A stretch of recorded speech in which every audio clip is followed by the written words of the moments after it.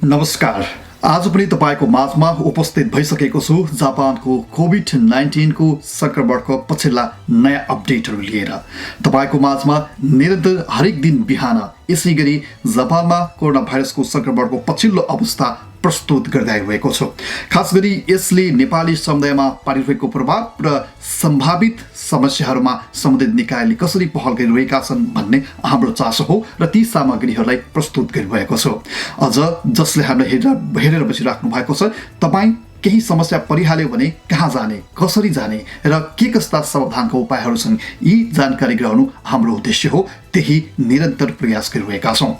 आजको कार्यक्रममा पनि जापान भरका विभिन्न समाचारहरू सँगसँगै हिजो दिनभर कोरोना भाइरसका संक्रमणका विभिन्न डाटाहरू र सँगसँगै अर्को एउटा विशेष कुराकानी, खास गरी आज चाहिँ नेपाली समुदायको मानिसहरू जो 2 जना संक्रमित भएका छन् उनीहरूको अवस्था के छ त, पछिल्ला दिनमा उनीहरूको निको हुने क्रम कस्तो छ भनेर हामीले राजदूतावासलाई सोधेका छौँ। राजदूतावासले जनाएअनुसार नेपाली जो 2 जना संक्रमित भएका छन् तीमध्ये 1 जनाको पहिलो रिपोर्ट नेगेटिभ आएको छ, जो हस्पिटल भर्ना भएकी थिइन्, 1 जना युवती, र अब अर्को रिपोर्ट पनि नेगेटिभ आयो भने केही दिनमै डिस्चार्ज हुने तयारी छ। यो खुसीको कुरा हो। आउनुहोस् अब लागौँ हिजो दिनभर जापानभर का विभिन्न खबरहरू कस्ता रहे जानकारी लिऊ। आइतबार राति 10 बजेसम्मको जानकारी अनुसार जापानमा आन्तरिक रूपमा संक्रमित र चीनबाट चार्टर गरी ल्याइएकाहरू सहितको संख्या 10,651 पुगेको छ भने योकोहामा पोर्टमा क्वारेन्टाइन गरेको डायमन्ड प्रिन्सेस क्रुजका यात्रुहरू सहितको संक्रमितहरूको संख्या 11,363 जना पुगेको छ।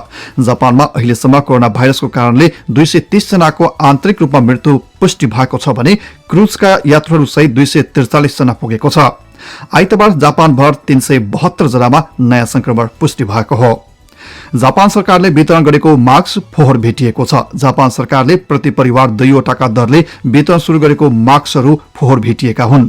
स्वास्थ्य मन्त्रालयको जानकारी अनुसार शुक्रबारबाट वितरण सुरु भएको मास्कमा आइतबारसम्ममा कम्तीमा 1900 वटामा फोहोर भेटिएको छ। स्रोतका अनुसार ती मास्कहरूमा धुलो तथा अन्य धुलोजन्य फोहोरहरू भेटिएका हुन्। यसका साथै त्यसरी उपलब्ध गराइएको मास्कहरूको साइज पनि सानो भएकाले नाक तथा मुख दुवै छोप्न समेत गाह्रो हुने खालको भएको भन्दै आलोचना गरिएको छ।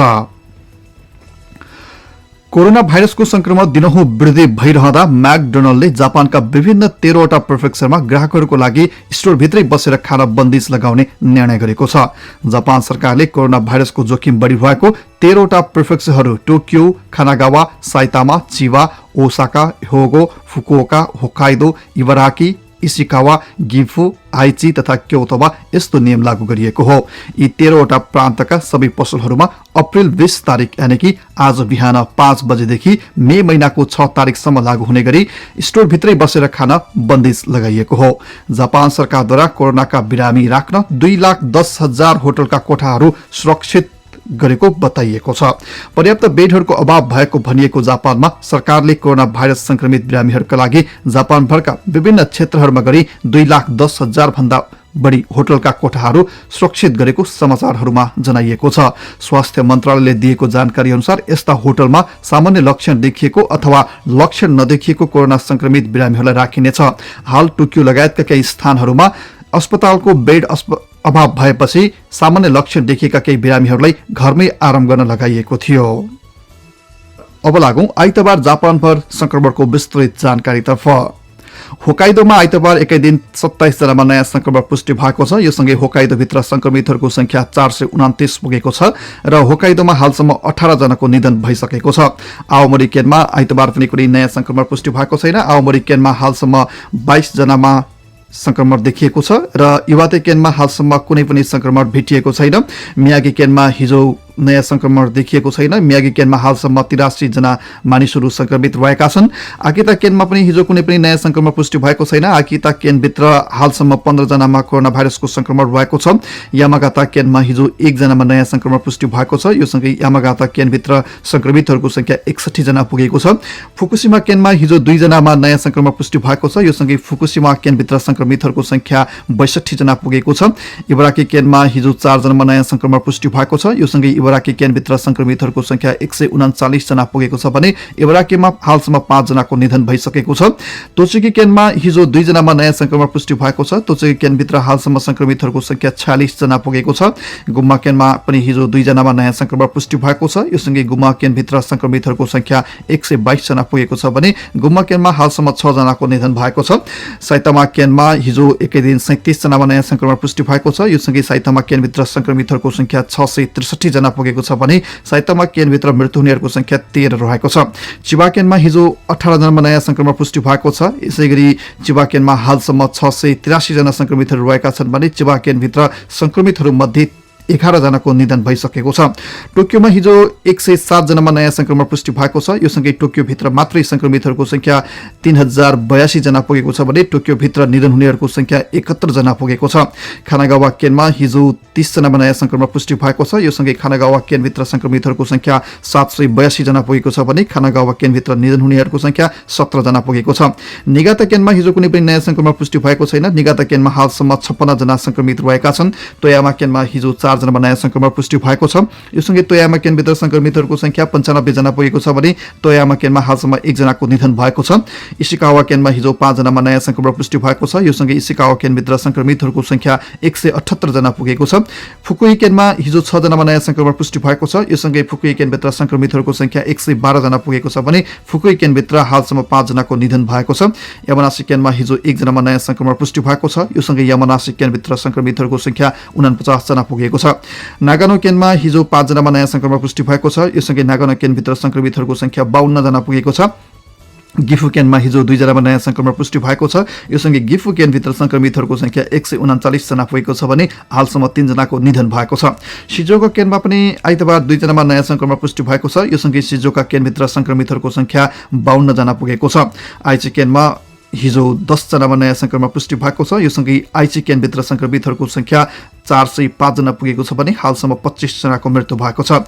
मिए केनमा आइतबार 1 जनामा नयाँ संक्रमण पुष्टि भएको छ। यो सँगै मिए केनभित्र संक्रमितहरूको संख्या 35 जना पुगेको छ भने हालसम्म 1 जनाको निधन भएको छ। यसैगरी सिगा केनमा हिजो 1 जनामा नयाँ संक्रमण पुष्टि भएको छ। सिगा केनभित्र हालसम्म 71 जना मानिसहरू संक्रमित पुष्टि भएका छन् भने 1 जनाको निधन भइसकेको छ। क्योटोमा आइतबार एकै दिन 9 जनामा संक्रमण पुष्टि भएको छ। यो सँगै क्योटोभित्र संक्रमितहरूको संख्या 251 जना पुगेको छ भने हिजोसम्म 3 जनाको निधन भइसकेको छ। ओसाकामा हिजो एकै दिन 48 जनामा नयाँ संक्रमण पुष्टि भएको छ र ओसाकाभित्र संक्रमितहरूको संख्या 1211 जना पुगेको छ भने हालसम्म 10 जनाको निधन भएको छ। हेगो केनमा 11 जनामा नयाँ संक्रमण पुष्टि भएको छ र यो सँगै हेगो केनमा आइतबारसम्म संक्रमितहरूको संख्या 513 जना पुगेको छ भने हालसम्म 19 जनाको निधन भएको छ। नाराकेनमा 2 जनामा नयाँ संक्रमण पुष्टि भएको छ। यो सँगै नाराकेनभित्र संक्रमितहरूको संख्या 61 जना पुगेको छ र नाराकेनमा हालसम्म 1 जनाको निधन भएको छ। वाखायामा केनमा हिजो कुनै पनि नयाँ संक्रमण पुष्टि भएका छैनन्। वाखायामा केनमा हालसम्म 45 जना मानिसहरू संक्रमित रहेका छन् र यसमध्ये 1 जनाको निधन भएको छ। तत्तोरी केनमा हिजो पनि कुनै संक्रमण पुष्टि भएको छैन। तत्तोरी केनमा हालसम्म 3 जनामा संक्रमण पुष्टि भएको छ र त्यसैगरी सिमाने केनमा हिजो 1 जनामा संक्रमण पुष्टि भएको छ र सिमाने केनभित्र हालसम्म 16 जना संक्रमितहरू रहेका छन्। त्यसैगरी ओखायामा केनमा पनि हिजो 1 जनामा संक्रमण पुष्टि भएको छ। यो सँगै ओखायामा केनभित्र संक्रमितहरूको संख्या 19 जना पुगेको छ। हिरोसिमा केनमा आइतबार 2 जनामा नयाँ संक्रमण पुष्टि भएको छ। यो सँगै हिरोसिमा केनभित्र संक्रमितहरूको संख्या 132 जना पुगेको छ र हिरोसिमामा हालसम्म 1 जनाको निधन भएको छ। यामागुची केनमा आइतबार कुनै पनि नयाँ संक्रमण थपिएका छैनन् र यामागुची केनमा हालसम्म 30 जना मानिसहरू संक्रमित रहेका छन्। टोकुशिमा केनमा पनि आइतबार कुनै पनि नयाँ संक्रमितहरू थपिएका छैनन्। यो सँगै टोकुशिमा केनमा 3 संक्रमित व्यक्तिहरूको संख्या 3 मै स्थिर रहेको छ। यसैगरी खागावा केनमा पनि आइतबार कुनै पनि नयाँ संक्रमण थपिएका छैनन् र खागावा केनमा हालसम्म 25 जना संक्रमितहरू रहेका छन्।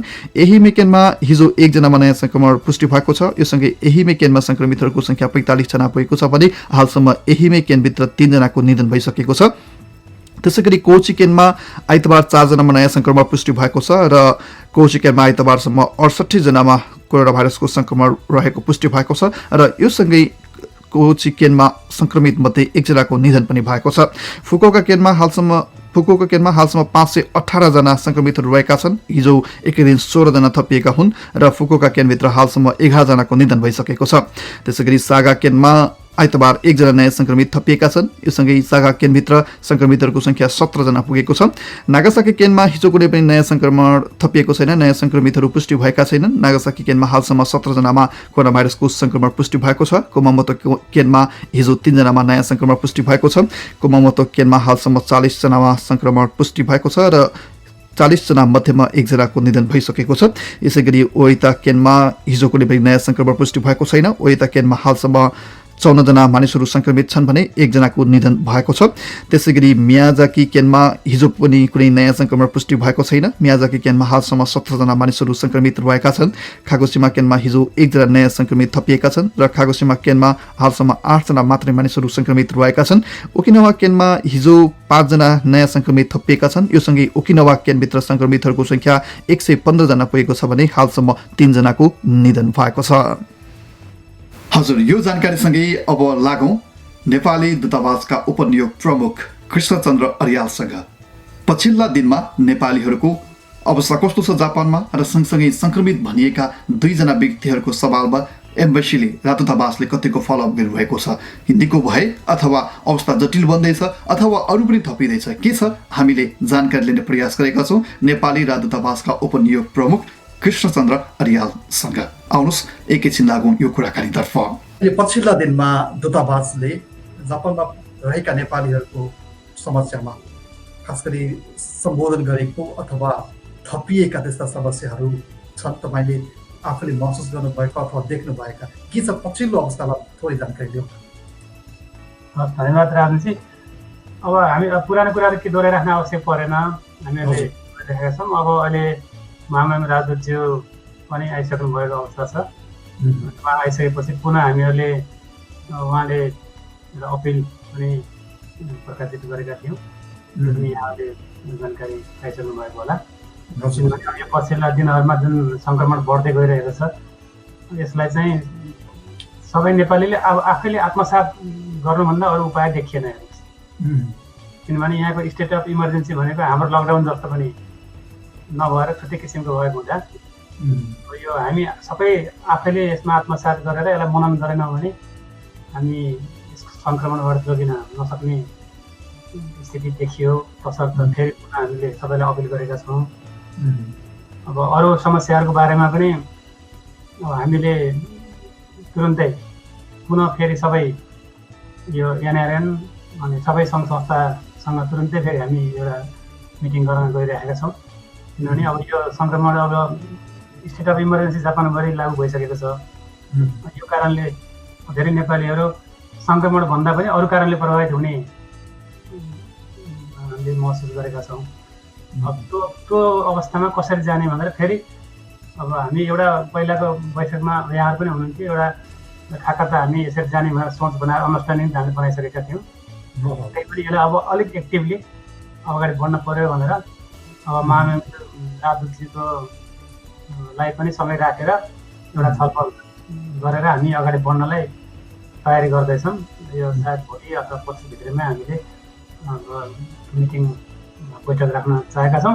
तपाईँको यो सञ्चार माध्यम तपाईँहरू सबै मिडिया कर्मी साथीहरूले पनि अब सूचना पुर्याइदिनु होला कि अब सबै एनआरएन लगायत सबै सङ्घ संस्थाहरूसँग बसेर दूतावासले पुनः बैठक गर्न लागेको जानकारी दिनुभयो भन्ने खालको र सबै त्यो समयमा चाहिँ कमसेकम अनलाइन उहाँहरू जोइन भइदिनु भयो भने सबैको उहाँहरूको अब पत्रकार साथीहरूको सङ्घ संस्थाका सबै साथीहरूको पुनः सल्लाह लिएर सुझाव लिएर कसरी फेरि अगाडि बढ्ने, भोलि नेपालीलाई अप्ठ्यारो कसैलाई पनि नपरोस् भन्ने हिसाबमा अगाडि बढ्ने भनेको विषय चाहिँ जस्तै कोरोनाको कारणले गर्दा सङ्क्रमित भएकाहरूको अथवा त्यस सन्दर्भमा भन्दा पनि योभन्दा बाहेक जस्तै सायद हजुरले इङ्गित गर्न खोज्नु भएको यो विषय हुनसक्छ।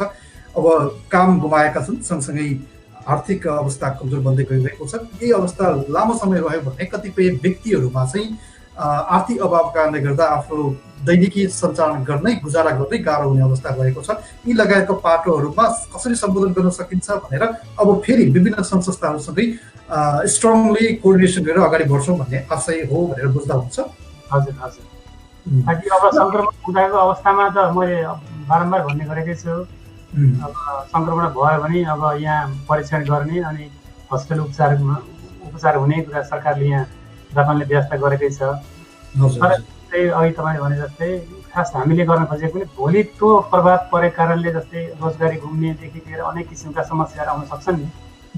नेपालीले खानै नपाउने अवस्था आयो भने त्यसलाई अलिकति अब हामी अब एउटा समझदारी त हामीले पहिला बनाइसकेका छौँ। अब अलिकति दूतावासले सबैलाई सक्रिय बनाएर एक्टिभली सबैको चाहिँ अब एक्टिभ रोलको लागि चाहिँ हामी त्यो गर्न खोज्दैछौँ तुरुन्तै।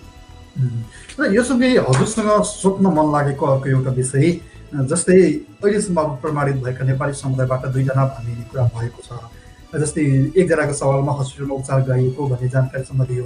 योभन्दा पछाडि चाहिँ अब हामी सञ्चारकर्मीले अथवा कोही व्यक्तिगत रूपमा यसलाई फलोअप गरेर जानकारी दिने सन्दर्भमा अब जापानमा कोभिड जोहोको जुन सेक्रेसी भएको छ, पर्सनल इन्फर्मेसनको सेक्रेसी, यसले गर्दाखेरि त्यति सहज पनि छैन रहेनछ पनि। यहाँहरूले चाहिँ पछिल्लो अवस्था के छ भनेर फलोअप गरिराख्नु भएको छ, के छ ती 2 जनाको अवस्था अहिले? 2 जनाको अवस्था के छ भने एकदम राम्रो क्वेसन सोध्नुभयो तपाईँले, किनभने सबैको चासोको विषय पनि हो। अब 2 जना नेपाली सङ्क्रमण भइसकेको अवस्थामा उहाँहरूको हालत अवस्था के छ भनेर सबैले जान्न चाहेकै अब स्वाभाविक पनि हो। र अहिले के छ भने एकजना जो इबाराकीमा उपचाररत एकजना युवती हुनुहुन्थ्यो, उहाँको चाहिँ अब पछिल्लो अस्ति एउटा पुनः टेस्ट गरियो, त्यो टेस्ट नेगेटिभ आयो, यो खुसीको कुरा हो।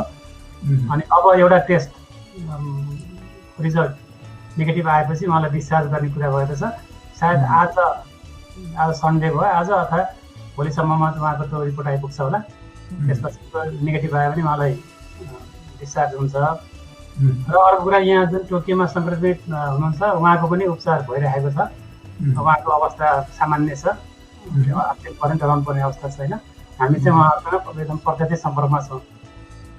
भने पछाडि जो फलोअप भइरहेको छ, एकजना चाहिँ अब लगभग डिस्चार्ज हुने बेलामा तयारीमा हुनुहुन्छ भनौँ। एउटा रिपोर्ट नेगेटिभ आयो, अर्को पनि नेगेटिभ आयो भने त उहाँ डिस्चार्ज हुनुहुन्छ, उहाँ निको भएर घर फर्किने तर्खर हुनुहुन्छ। क्रम अब हामीले प्रार्थना गरेका छौँ उहाँलाई अर्को पनि नेगेटिभ आओस् भनेर। अवश्य पनि हामी सबै त्यो अपेक्षा गर्छौँ, त्यो प्रार्थना पनि गर्छौँ। र यसका अलावा आज तपाईँले अथवा राजदूतावासले नेपाली समुदायका लागि भन्नै पर्ने र मैले सोध्न छुटाएका चिज केही छन्?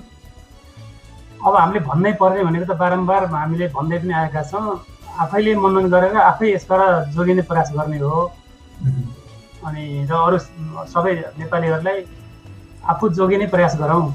अब यहाँको सरकारले अनुरोध गरिरहेको छ अब सामाजिक दूरी कायम राख्ने, व्यक्ति व्यक्तिको सम्पर्कलाई चाहिँ कम्तीमा नै 80% चाहिँ कायम गर्ने, अब सामाजिक भेटघाटहरू नगर्ने, मास्क लगाएर हिँड्ने, अब सेनिटाइजरहरू लाउने, जुन बच्ने उपायहरू छन् यी कुरामा चाहिँ आफैले आत्मसात गर्नको लागि म सबै नेपाली दाजुभाइ दिदीबहिनीहरूलाई यहाँहरू मार्फत अनुरोध पनि गर्न चाहन्छु।